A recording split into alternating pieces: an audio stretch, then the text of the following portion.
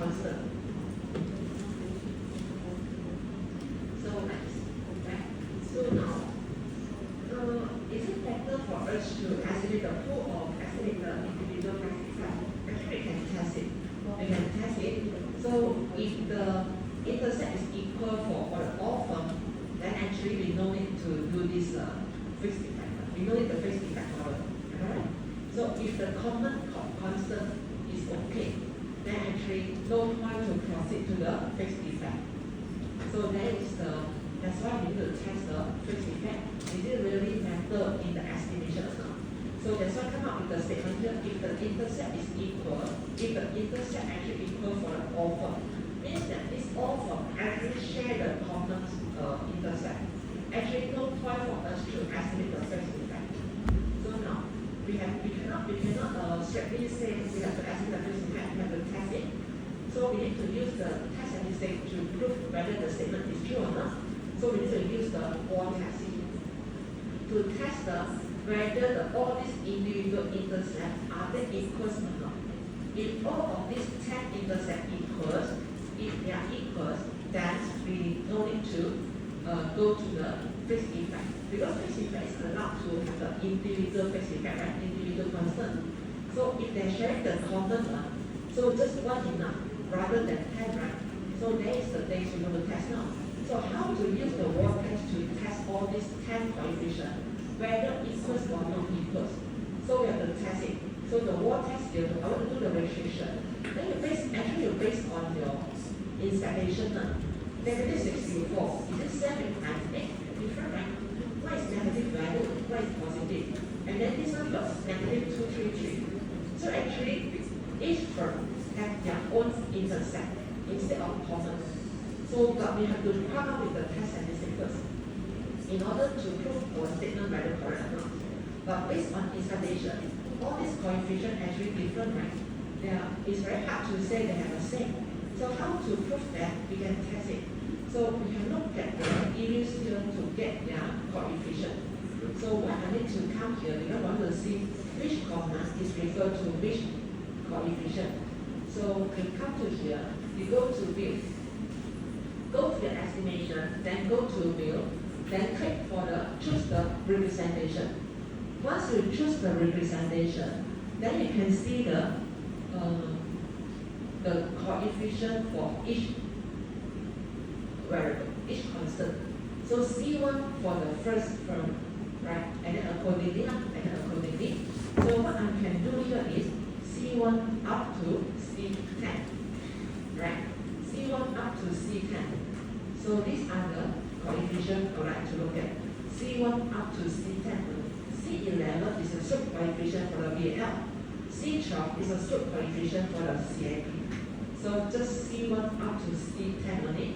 That's why you can see my restriction is C1 equals to C2 until C10. Are they equals or not equals? Are they equals or not equals? So I use this one, C1 up to equals to C10. So I want to check whether their coefficient equals or not.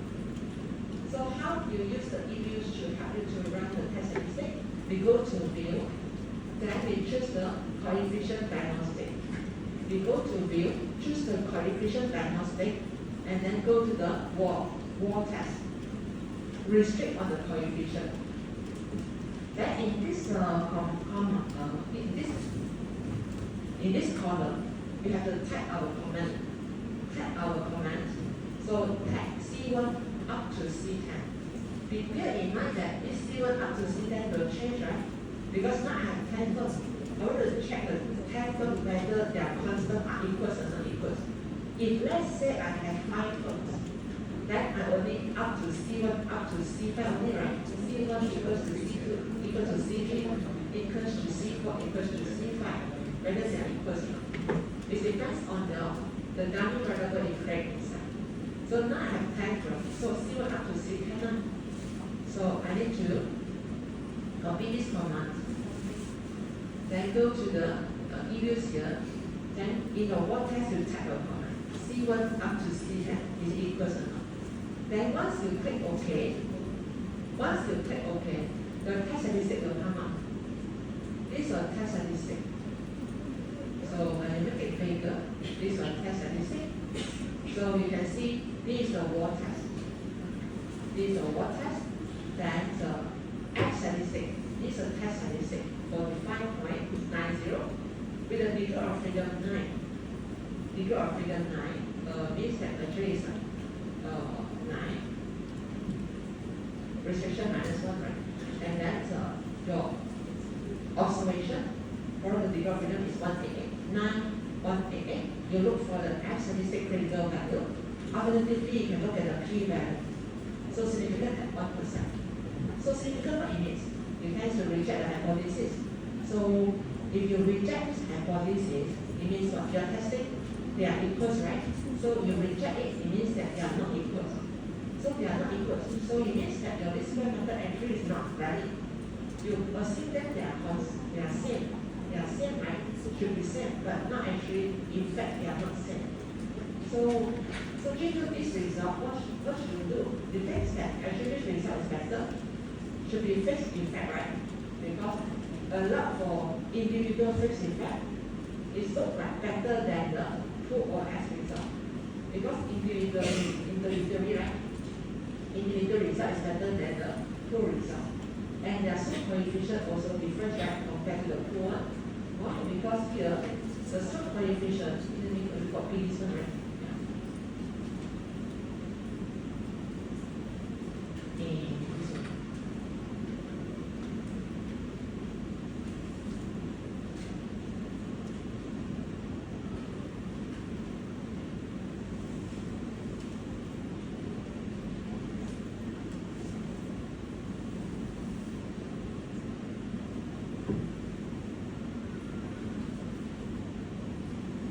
So the slope coefficient for the CIP is 0.3, and then here the CIP is 0.22.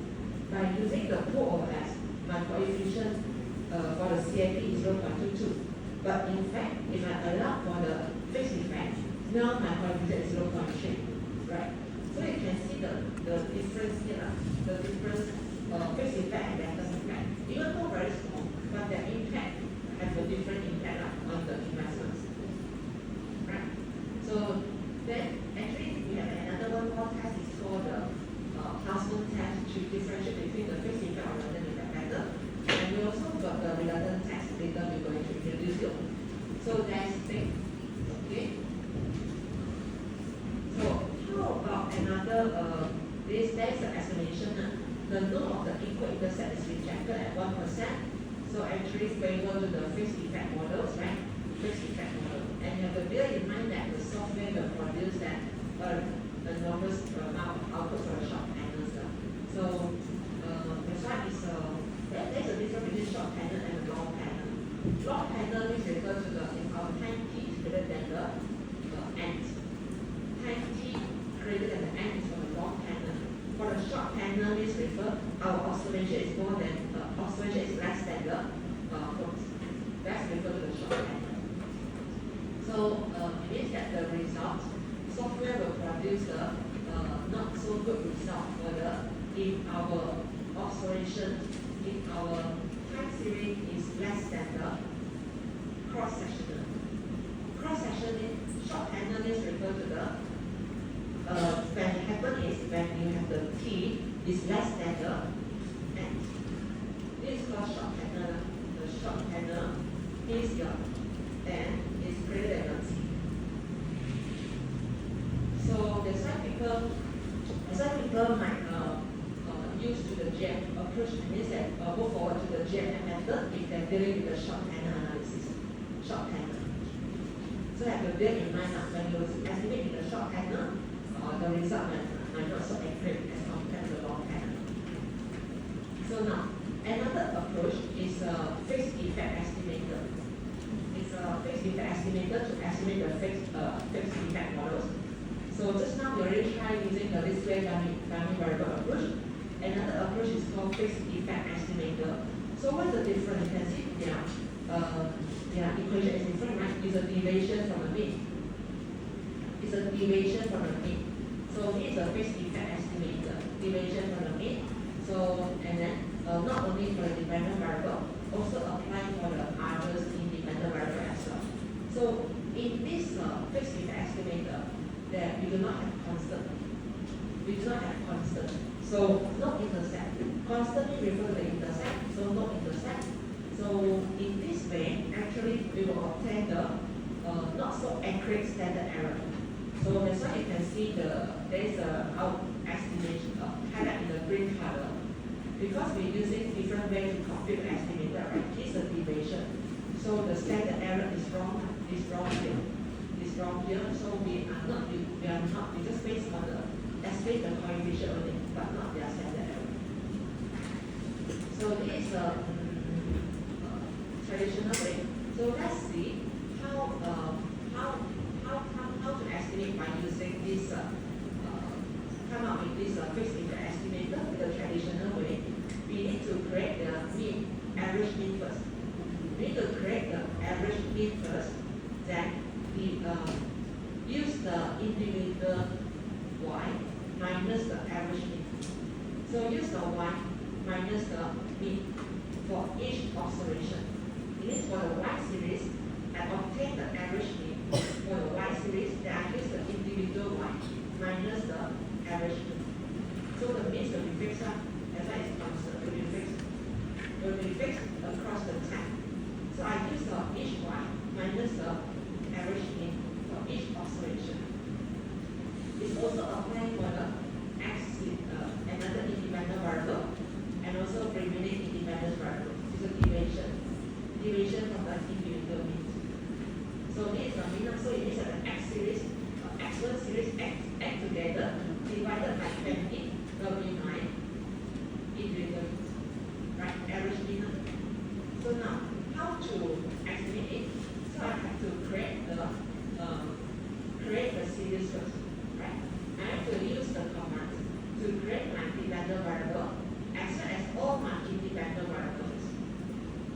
So I have to use the investment minus the mean for the investment, right? For all these 20 series. Then I also need to use the CAP minus the mean for the CAP. And then the BAL minus the mean for the BAL. So series, investment, mean. How to get the mean? So actually the mean here is, we can compute by using this formula. It is for the whole sample, for the investment, compute the mean. This is the EDUS command. So for the whole sample, for this means for the whole sample, for this investment series, get the mean. So once you obtain the mean, get the dependent variable. This is the investment deviation. So I rename it as the investment deviation. So actually use the individual investment minus this series. So this is the command like how we going to create a command in Excel, right? So the first thing, compute the average mean. So use the individual investment minus the average mean, and then rename it as a investment the dependent variable. So INB underscore DEV. You can use any name, but now I use the INB underscore DEV here. So next, you can copy the first command.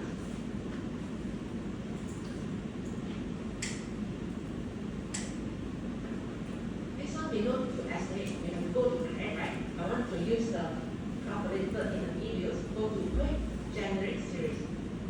Then you type the equation. It's not estimate now. You go to quick. You go to quick and then choose the generate series. Then you enter the equation. Then you get okay. Oops, the error. Let me see what happened.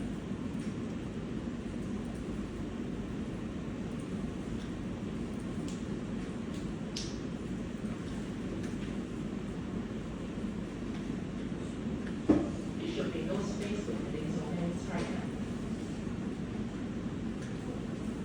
See that again. Let me see what happened.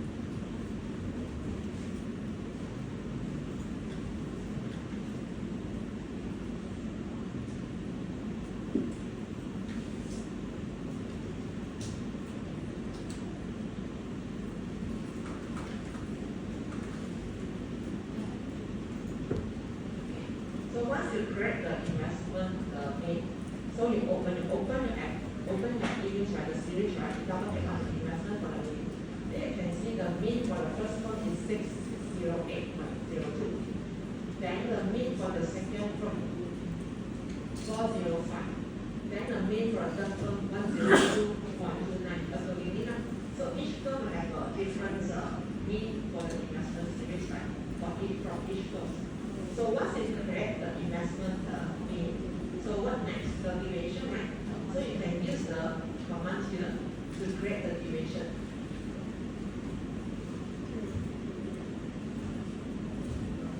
How to make it? How to close this one? Okay. This one. So the investment for the duration is use the original investment minus the mean which I created.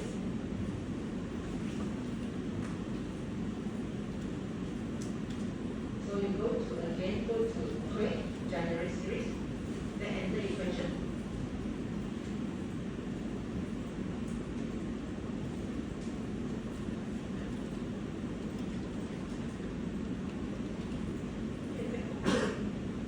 So you created the dependent variable already, right? You create the dependent variable.